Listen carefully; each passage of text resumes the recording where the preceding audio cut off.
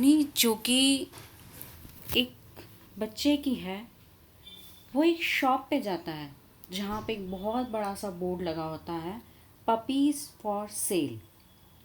और वो साइन इतना अट्रैक्टिव होता है कि वो जो बच्चा है वो बहुत अट्रैक्ट हो जाता है और वो वहाँ जाता है और उसके ओनर से पूछता है कि कितने में आप पपीज़ बेच रहे हो। स्टोर ओनर कहता है कि 400 से 500 रुपए के बीच में। अब बॉय अपनी जेब में से कुछ पैसे निकालता है और उसके पास कुछ अमाउंट होता है अराउंड 50 रुपीज़। और वो बोलता है कि मुझे ख़रीदना नहीं है, पर क्या आप मुझे दिखा सकते हैं।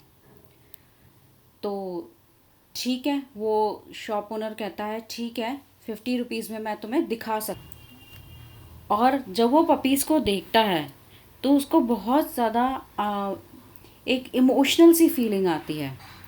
अब फिर पीछे से एक पपी आता है जो कि लंगड़ाता हुआ आता है, धीरे धीरे चल के लंगड़ा रहा होता है। और वो पपी जो है अट्रैक्ट करता है उस लड़के को। अब लड़का उससे पूछता है कि इस पपी के साथ क्या हुआ, what's wrong with that little dog.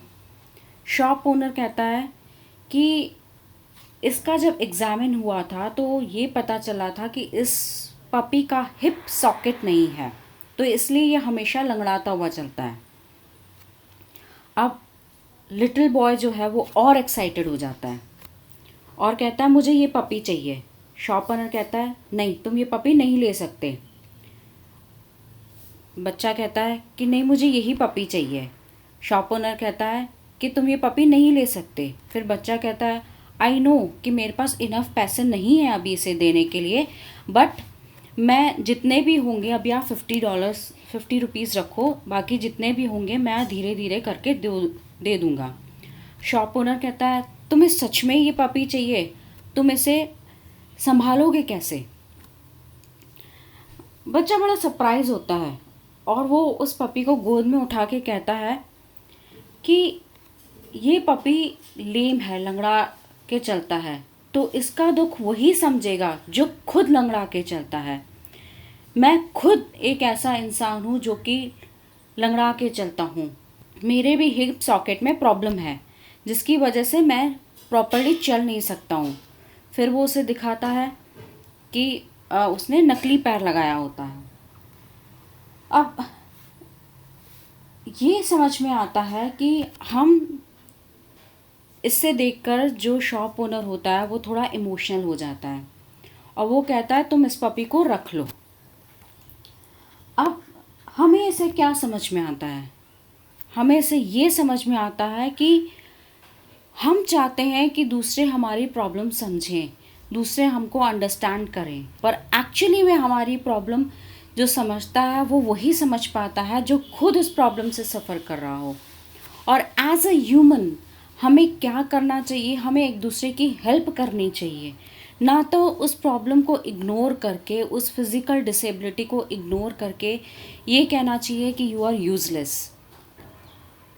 So, we as a human should try to work on the people, on the problems, and rather than showing sympathy, we should have the empathy for them.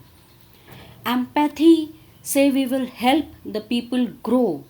उनका confidence बढ़ा पाएंगे हम। एक दूसरे की help करना is humanity. हम अपनी लाइफ में इतने बिजी हो गए हैं कि we have forgotten what is humanity. We have forgotten कि लोगों की हेल्प करना कितना ज़रूरी है। लोगों को नॉट ओनली एक हैंड देना या सपोर्ट करना, बट उनको मॉरली सपोर्ट करना भी इज़ वेरी इम्पोर्टेंट। एंड वो पेन, वो दर्द वही समझ पाता है जो एक्चुअली उससे सफ़र कर रहा है। So please help each other, be with each other and show empathy.